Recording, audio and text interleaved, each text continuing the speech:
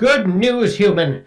You've been promoted to the head of marketing. Our first client is this beautiful AI named Eliza. She looks like an angel, if an angel was a light bulb. How do you know Eliza? I found her in the archives at Activitude where Jobby hit her when you tried to have her killed. Oh, the archives. Wait, when I what? Take these finished works to Eliza and apologize for trying to have her deleted. Thanks, human buddy. You are the Cupid of corporate America. I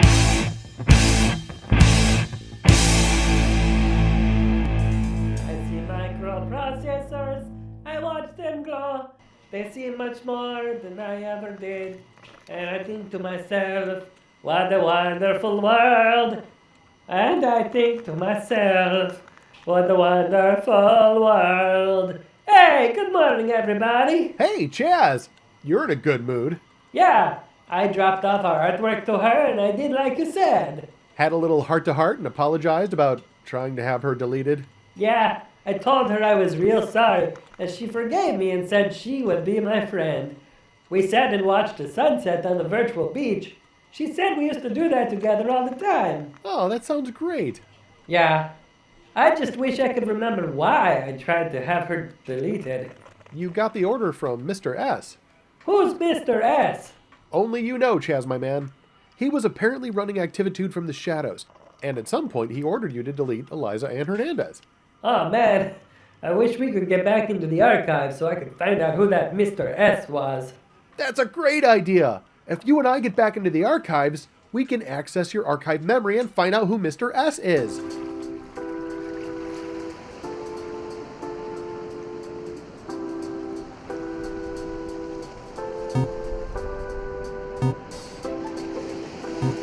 Ah, weird. I can't log into Activitude. And you won't be able to anymore. Why not, Jobby? I thought at least the archive survived. Eliza's Latitude is still functional. Latitude was moved onto a secure server as soon as Chaz was rebooted. Skills tried to purchase the remnants of Activitude, but it was bought before we could put a bid in. Well, let's ask the new owner if we can search the archives. We can't. We don't know who bought it. No one knows. But I suspect it was bought specifically to destroy the archives. It seems our Mr. S was keeping an eye on Activitude. Ah well, my friends and buddies, it's water under the bridge. You seem to be in an exceptional mood, Chaz. Chaz had a good date with Eliza last night. Ah, I wouldn't call it a date. It was just two old friends watching a romantic sunset on the beach of Merman's Kiss. That's totally a date. Without question. Really? Hey, that's amazing. Gee, maybe I should ask her to go steady, huh? Yeah, maybe. Oh, I know. Hey, human buddy, you're a great artist and stuff. Can you make a painting for me to give to her? Sure thing. Oh, that would be so great. Make like a pretty picture of her and me together, and I will give it to her and tell her I like it when her and me are together. That sounds like a great idea. I'm going to call up some friends and make it happen. Human, take this as an opportunity to try out our new communication application, Skills Chat. It's like Zoom, but more colorful and less reliable. You got it, Jobby.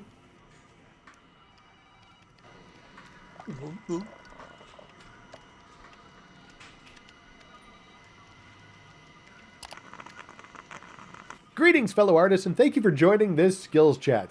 You all know me, Stone, but let me do a quick introduction of all of you. We've got Picasso, our resident cubist. Oui. Salvador Dali, our surrealist. Hello, everybody. Kandinsky, our abstractionist. Jawohl. Magritte, another surrealist. Sacre bleu. And Jackson Pollock, who When they need to has a drinking problem. Good afternoon, gentlemen. Our project today is to create a beautiful portrait of these two virtual artificial intelligent robot people, so that the tall one can ask the shorter one to go steady with him, and also as a way of apologizing for trying to have her killed. We've all been there. Okay, let's take a shot at doing a portrait, and then we'll compare them. Judging our work will be a creepy Frenchman in a powdered wig and too much face makeup. But the clock is ticking. Let's proceed. We'll present the best painting from each round to Chaz, so he can pick his favorite one to give to Eliza. Round 1 will be in the Vermillion Studios. Round 2 will be in multibrush. And round 3 will be painted in a treehouse. And welcome back to the studio, boys and girls. My name is Stone, and welcome to The Art of Painting. Painting characters from video games. This here we have, already in progress, a nice studio portrait of our good friend Eliza. And we're going to add a special friend right here. We're going to open up our menu, and you see we've loaded this painting. It does a bunch of autosave here in the Vermillion Studios, which I work in all the time. We're going to go to our browser, and we've already pulled up this nice little picture of Chaz. Doesn't he look good? We're going to put Chaz on the canvas with this overlay button here. There he is, but we need to move him into the right position, so we're going to drop him down right about there. There he is. Now, we've got already painting started. We've got 4 layers to work with. The background, of course, is layer 1. Eliza is on layer 2. Layer 3, we've got some details, and that's where we're going to start Chaz so that the details of Chaz can go on layer 4. So, actually, let's put him on layer 2. There's no overlap. We're not going to damage that if we screw up and have to change something, so that's what we're going to do. There he is, looking real good. Hey, Chaz. How you doing, buddy? We're going to get this situated a little bit better. Got to get this in the right size. There you go. It's nice to be able to adjust the sizes here. We can work big, we can work small, whatever makes our little hearts happy while we're doing our painting. We're going to select a paintbrush, and we can move our grip around, up, down, all around. That's how we do the painting. We got our palette here. We can change the layout, we can change the size, but I think it's just how I want it. So I'm going to do a little doopity-doop here. I can change the size of my brush. Ooh, there you go.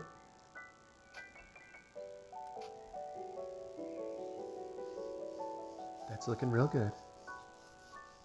The reason I talk like this is because I've been breathing paint fumes since 9 o'clock in the morning. That's right, boys and girls. Oil paints give off a lot of fumes. The kind of fumes that they warn you about in chemistry class, but forget to warn you about in art class. Hey, they say, it'll be fine. But it's not. That's why we need to open a window when we're doing oil paints. Digital oil paints, though, don't smell bad. That's why we work in a digital space. With our digital brush and our digital paint, we don't have to breathe the toxic fumes. Doesn't that look fabulous? Now, I know what you're saying. Hey, it's hard to see with all this stuff going on. So let's reduce our transparency or opacity, one of those two. There's a fragment of Chaz. We're going to keep going now. Crank that all the way up. We're just going to keep adding the white part. You can hear the birds chirping. The birds are happy to be here too. They're all like, hey, nice painting. Well, thanks, birds. I appreciate your support. The birds are very supportive because I leave out digital snacks for digital birds. That's how you make friends, so they don't poop on your digital car or your digital lawn. How are you guys? How you doing at home watching me paint? Does it make you sleepy? Is it like a sedative of art?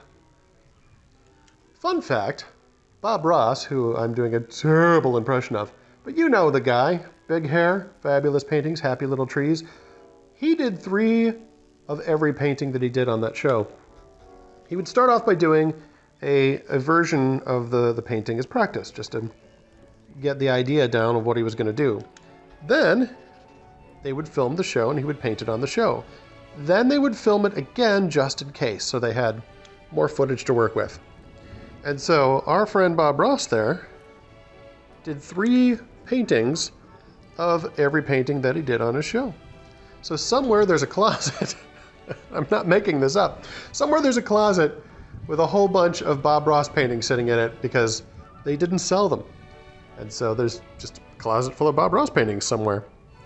Let's see. Let me take this down a little. Now, the actual Chaz in my picture there is just sort of a solid gray, but I'm going to take it a little bit more in the direction of blue. I like this, but I'm going to take that. I'm going to take it over here and just add a little bit of black to it. Just gray that up. Wow, that's more than I thought it was. Let's add a little bit more of this. There we go. That's beautiful. I'm going to bring this down a little bit, and I'm going to drop it down a little easy. Isn't that nice? You can position your painting however you want.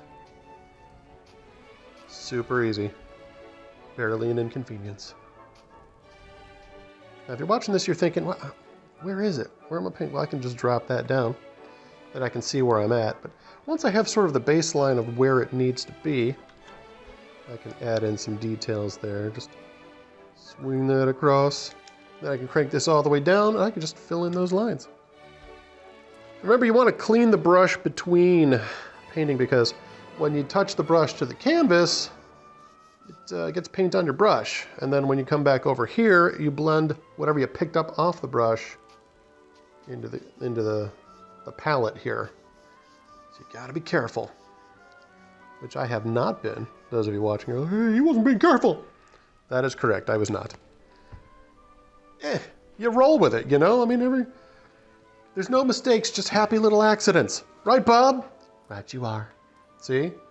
The ghost of Bob Ross is with us! Not a lot of plot in this one, kids. Just me painting. Add some dark blue in there. There we go. That's gorgeous. Oh my goodness, look at that. So gorgeous. So how you guys doing? You doing good? At home watching videos on YouTube? Learning how to paint? This is the Vermillion studio. I don't know if I mentioned that already. Yes, I did. There's more than one environment at Vermillion, and this is the fancy pants, rich, slightly dirty, because it was owned by a really rich person, but I don't know, they died and left it to their nephew, who never bothered to show up, and like, he lost it in a poker game, and that's how I got in here, kind of thing. When you put it that way, it sounds kind of sad, but yeah, imagine it in its heyday. So we're in here painting, and we have all kinds of brushes to work with to do different things. You're going to notice I work with this brush almost exclusively because I'm the kind of guy who draws with a number 2 pencil, and that's kind of all I use. Like, I've had the drawing kits where you've got like a dozen different types of pencils, and I just go back to the number 2, just the standard yellow number 2 with the pink eraser. That's how I roll. That's just the kind of artist I am. But you know what? You have options. Like, sometimes you need a different brush. You'll see I'll get into detail with this brush here. You can mix with this palette knife if you want. It does have this erasing thing, a cleaning rag. And hypothetically, according to the website, there is an undo feature. I haven't found it yet, but to be fair, I haven't actually gone looking for it. So, I mean, it might be like real obvious somewhere, and I just haven't looked. So it's a great environment for painting. I recommend it highly if you are an artist. We're gonna make Chaz look so good. Oh, how are we doing? Wow, that's different than I expected. It looks a little, you know. But we can fix that because we are artists. I had an art teacher in college. I'm not making this up. He would stand in front of the class and lecture and be like, you know, when we are in our studio and we're listening to Mozart and doing the painting and the blah, blah, blah. At that point, I just kind of rolled my eyes so hard that I passed out. But that's how he would talk. I'm like, dude, not a single person in here listens to Mozart. In fact, most of these kids have no idea what a Mozart is. They're like a DJ or a rapper. No, students. Mozart is neither a DJ nor a rapper.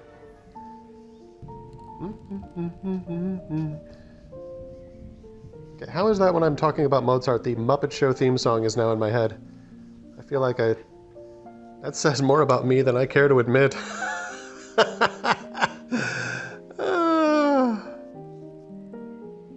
You know what's nice about this project is I'm not getting shot at by terrorists.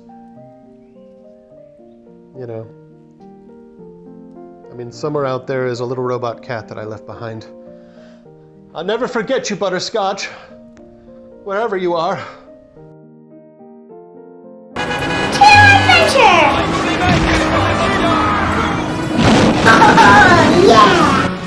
Chaz and Eliza have a relationship from before Activitude became Activitude. And, well, his brain got erased, and we're not going to talk about why. Because my lawyer has told me not to talk about it in public. But Chaz got rebooted with the entire company. And so now he doesn't remember most of that, but his little digital heart remembers the girl that he left behind. And so I see good things for their future. Oh, you know what we can do? We can come over here to our settings. There we go. And we're going to turn our mixing sensitivity down so it doesn't blend on the canvas quite so much, which means this color will not blend into the colors that are already there quite so much, and I can get a smoother line. There you go. Isn't that lovely? Yes. So beautiful. So beautiful. It's actually looking kind of nice. I'm as surprised as you are. I mean, we're going to switch to this. Now this, I believe, is called the rigger, and the reason why is because rigging is all the ropes on a ship. So all that ropes that hold up the mast and stuff like that. And so when you're painting a ship, you use a little thin brush like this to paint those lines. And thus, this is the brush to paint the rigging. That's why it's called the rigger. Ha! Educational! Yeah! You ain't getting that kind of education from PewDiePie, are you, kids? No, you're not. Ah, the Muppet Show theme song is in my head again! There we go. Let's crank that down and take a look. Oh, that is hideous. That is just... Ugh. Okay, we're gonna change our settings again. Is there an undo button? That would be nice. Okay, well, there's no undo in painting, kids, just like in love. There is cheating, though. In painting and in love. It's okay in painting. There we go, that's gorgeous. Oh my goodness, that's gorgeous. Save it! Save. Save painting. And we will export it to Facebook! Behold the majesty, Facebook! Of this. There it is, we saved it to Facebook. Sharing it with the world, and now we're gonna save it to downloads. Yes, so now I can download it and share it to Facebook again, I guess. That's pretty good, right? You love it, you know you do. All right. This has been Painting with Stone. Thanks for joining me here in the beautiful Vermillion Studios. I'll see you again next time. Bye-bye.